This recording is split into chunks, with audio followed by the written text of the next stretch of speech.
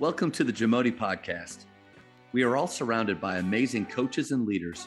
So let's get an inside look at not just what they do, but how they do what they do. After all, becoming the best versions of ourselves is JAMODI, just a matter of doing it. Coaches, the JAMODI podcast is powered by Shoot 360. The future of basketball has arrived in Dallas-Fort Worth. Shoot 360 combines the latest sports technology with the fundamentals of basketball skill development. The result is a one-of-a-kind video game-like basketball program designed to improve your shooting, dribbling, and passing. Visit shoot360dfw.com to learn more and register for your free 1-hour workout evaluation. Shoot 360, the future of basketball is here. I already talked a little bit about some of the organizational habits that you have, but I think guys that have coached for 35 plus years and been really successful and are great leaders, they have some daily habits that I think we can all learn from. And so I'd love to hear from you. Just what are the daily habits that set you up for success? I think first you just got to be curious. You've got to always want to find something new out. I think you've got to explore things that are going to be good for you and your program. You've got to look at things maybe that you are not sure about, maybe you don't like, but you got to convince yourself that, that's something I would never do with a team. It's a style I wouldn't play. But unless you understand it, I think you just can't throw anything away too quick. So I think every day, just growing up, ready to learn, ready to try to get better at our craft. I think part of your daily ritual needs to be, is there somebody you can help? Is there something you can do for not only your players, but for other coaches? I've just been so lucky to have people share things with me. And again, I think a lot of that was just because having Coach Showalter hire me at such a young age, and a lot of people don't understand, just how great having a mentor like he, and there's other great mentors out there, but to have somebody be able to help you grow, then at some point you've got to understand that you've got to try to give some of that back as well. And then I think you just try to make your day checking in with relationships, reading something. I can do much better at probably more of a healthy lifestyle, like more exercise. Those are things that I need to be better at. So I think you have some flawed systems too. I think sometimes you work hard at what's important to you, and then you forget that there's other things that should be very important to you. And then obviously try to connect with family every day. And I'm fortunate. My wife and Julie and I have 4 great kids. I've got 2 grandkids. Nice. It's funny how that starts to dominate in your world too. And, checking in with grandkids almost daily, things like that. Checking in with my guys as much as possible. D3, we have 27 guys on our roster. And so it's hard. It's hard to try to be around them as much as you'd like to. And but I think just being curious, Matt, I think just trying to learn something every day, trying to know more about something. I get kind of on those tangents too. And I've got an assistant coach, Steve Otteson, who was a 40-year high school coach, never was an assistant, was always the head coach. He got out of it about the same time that I took a head job here at Cornell. And so I convinced him to coach with us. And he's been great for me over the years. But he's like, all you do is basketball. So he encouraged me and he loves to golf. He knew I loved to golf. I just wasn't doing it. Yeah. So first thing I went out and bought new clubs. He and I started playing all the time. And my son, Zach, is my assistant coach, and he loves golf as well. So I think a balance too. I think I'm in the best spot I've been in years because I'm allowing myself to have some other hobbies.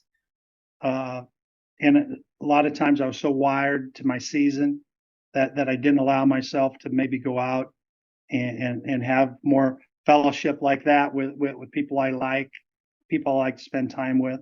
And so I get on something too. So I I do a lot of golf studying too. You'd think my game would get Really? better as much as I do. And but I think that's been a good kind of an outlet, if that makes sense. Yep. Uh, but that's kind of my days, just you know, trying to give something each day to somebody, just trying to pass something on. I think that's an important part too, and to be a mentor to as many people as you can. I think that's helped me be a better coach as well.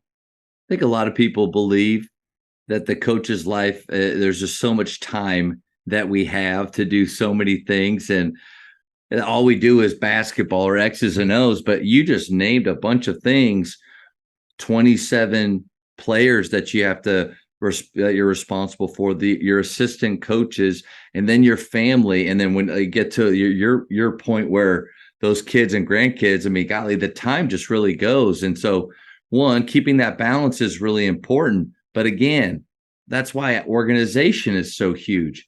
Because if you're not running your day is going to run you pretty quick, and then there's going to be slippage.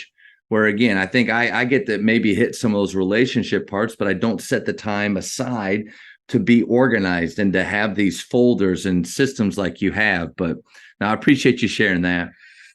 No, and that's good. And as organized as I try to be, there'd be some people. My wife would say I'm not very organized in some things. Well, you're just in the things that she cares about. Yeah, and so it's kind of the things that really pique your interest that you've got a burning desire for. I probably pay more attention to, and sometimes household chores don't always line up with that. So I got to make time. That's a little bit more time blocking on that, and it's you talk about being busy, and we are super busy right now. Like the NCAA finally is kind of let up a little bit on us D3 dudes, where we have 8 practices now that we can use. And so I think it's smart. You can kind of catch up on your young kids.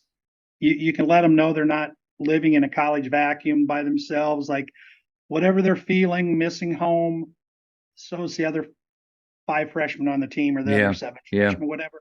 So it gets you a little bit more chance to get the pulse of your guys, not so much basketball wise, just how's school going, I know you're homesick. We're have finals today, and then we have block break for 5 days. So get home, go see some people, because then, we've used a couple of those practices.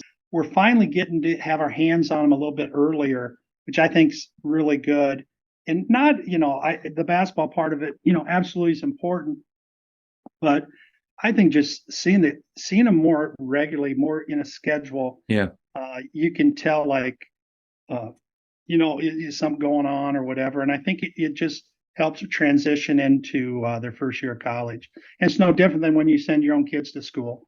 I mean, your own daughters or sons go to college. You always want them to be involved and to stay busy and kind of find their own way. But I know the one thing we talk about, like getting ready now for practice, and you got to be your own. You got to you take for people, but I still got to make a practice plan and a system that fits our guys and fits me.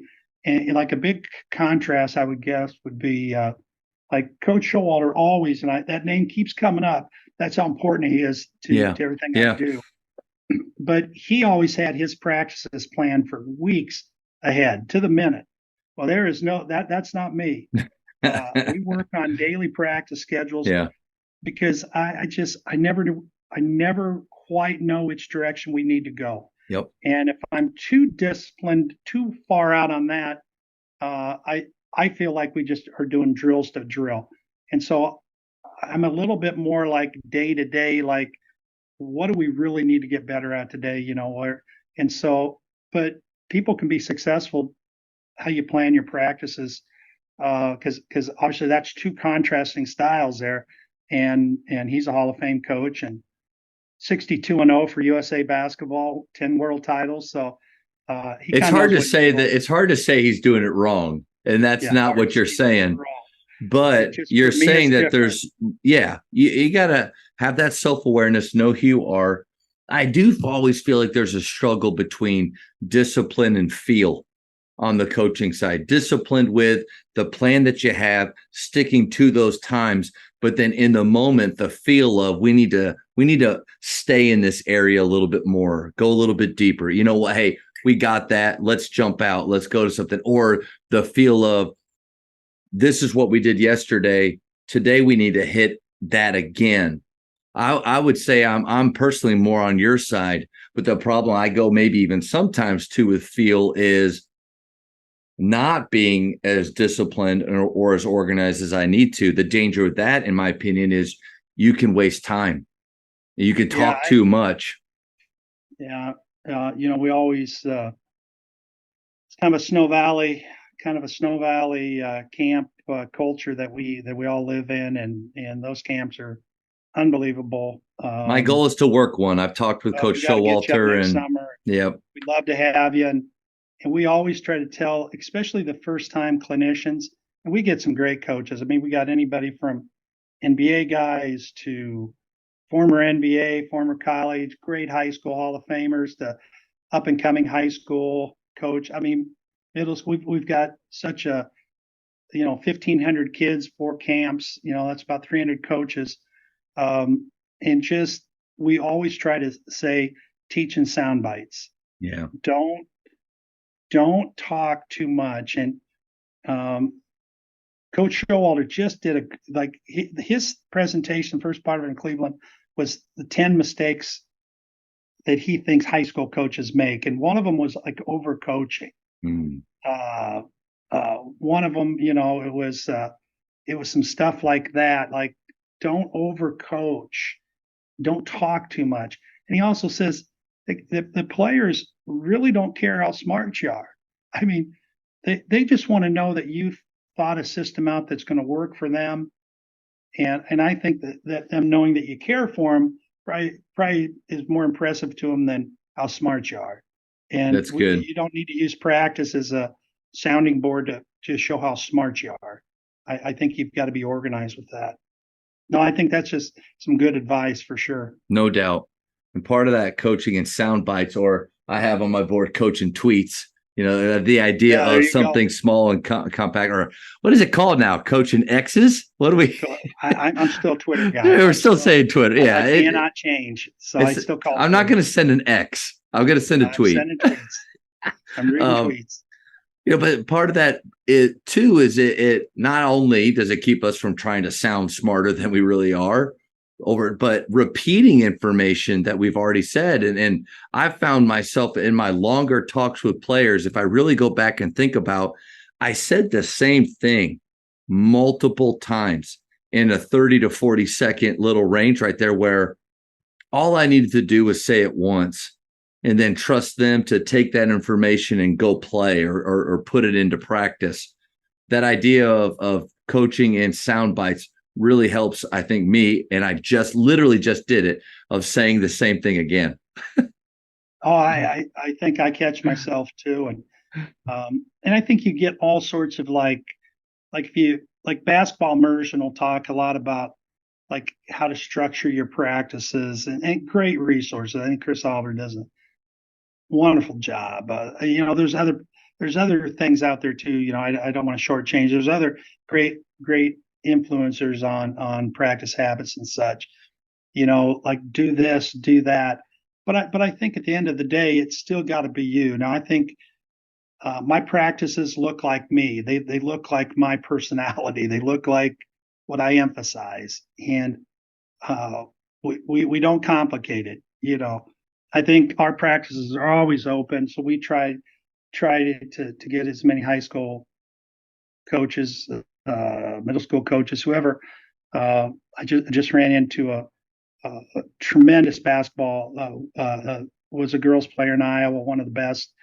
Went on to a Big Ten school and just ran into her at Coach Show's book. There's a book signing, and I was can't wait to order that. That's going to be awesome. Yeah, it's an awesome book, and she's a girls high school coach here in Iowa, but she thinks like we all think. She's like she explores. She goes down the same rabbit holes we do, with the same sort of like different people to follow or to try to find some information. And so I invited her to our next practice, and she'll be there, and she's awesome. And I just remembered her as being this high school player that was really good at kind of a competing high school of ours. And what a wonderful person she is. And so I think if she comes to practice, she's going to think that practice kind of fits like, well, now that I know Coach Schlabaugh, that it's not like staged. It's not, I'm the king of going overtime if I need to. I try not to make the practice time go over. But my coaches sometimes look at me like, "Oh, I guess we're not getting to that today." I say, Cut that out. Cut that part off. And I don't know, man, if that's right or wrong. But if I'm 10 minutes into something and I think we're 3 minutes away from mastering it or being better at it, why put it to bed and then try to bring it back up the next day just to get that same sort of learning momentum back? Or sometimes it's just like I'm 6 minutes into something and it's just like I don't lie. I'm a tinker, kind of a tinker guy that I put something in. It all looks good on paper, but it's got to make sense to me on the spacing on the floor. I think whatever this offense is, at some point I've got to see it with live bodies with real space. Yeah. Because that dot on a white sheet of paper doesn't show a big 6'7" person long guy guarding it either. So it's all that spacing's got to make sense. And so I might really like some, and my guys will know it, and I'll say, "Hey, I just saw this last night at 1:00 in the morning watching a EuroLeague game, and I like it. I think it'd be good for us. But I don't know. Let's try great. Yeah. So we'll try it. We also do some things at practice. I feel like I'm kind of jumping around here a little bit. I love it. We have we've got like a portable projector.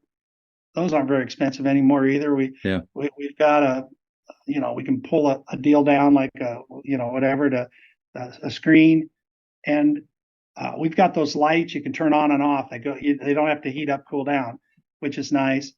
And if we're something that we want to put in, we might just like shut the lights off, turn that thing on, watch 45 seconds of clips. And again, it could be a European team that we're going to try to pull some things out of a set. And then we go out and work on a little bit, come back, look at it. And the same way with scouts, like this is something they're doing. And we might not do like a 45-minute scout. We might do one every 20 minutes. We might spread 4 of them out over 2 hours. But we always go over, turn the lights off, watch it on screen. That's why I think having our playbook with Lucio now being more of a digital playbook, I'm kind of like the guys. I think I learn better just by seeing visual. Yeah. But I know young people definitely do. It's a world of media and just having it right in front of you. Whether that's right or wrong, I don't know. Because I remember some of the toughest kids I ever coached were back at Mid-Prairie High School, and that we had binders and we flipped in handwritten stuff, and they got it. I just don't know if they do as well at that anymore. So we do a lot of that kind of stuff too. Coach, I'm going to encourage you. I think you're right on the money with what you're doing. But to your point, it's not right or wrong. It's obviously it's knowing who you are.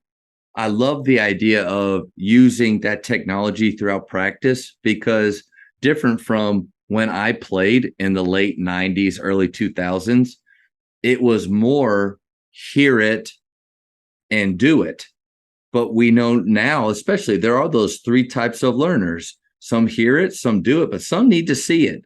And I think within a practice, if you can incorporate all 3 of those, and part of that is bring it in the film. I think what gets them more excited than anything else is when technology is involved in something. And so for us to be able to bring that in like you're doing is great. I love the nugget that you said about I'm the king of going over time. But because when I heard that, I kind of paused. Being a high school coach, having a mandate from, my AD, but then also understanding that like our players need to know when practice is going to end, and they need to be let out at that time, not just for their parents, but for their own sanity and for the long season. But then you made the distinction of I will go over in a drill as long as it takes. That's why I feel like coaching is a little bit more art than it really is science. The science part may be figuring out the time sheet that you have and how to weave through a practice plan. But the art of it is that feel of when we need to stick, when we need to go. They got it. Let's stay and let's get deeper. And I feel like that's a struggle for most coaches, is riding that fine line between, I want to keep moving, we have things we got to put in, but we need to stay. Yeah, I think that's a good point. And every now and then, that's one thing about, I don't have 8 cars pulled up in a circle in front of the school with moms waiting to pick kids up. So if we're supposed to get done at 6:45 and we go to 7, that does happen. Obviously different, but I was just making a point happen, on. But I try to stay within that constraint of like that, whatever it is, and it shortens as the year goes on, obviously. But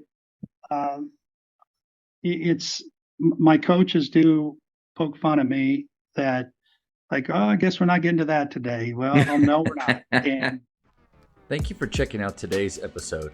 Please take a moment to subscribe to this podcast, share it with your fellow coaches, and find us on social media for what's coming up next on the JAMODI podcast. It's just a matter of doing it.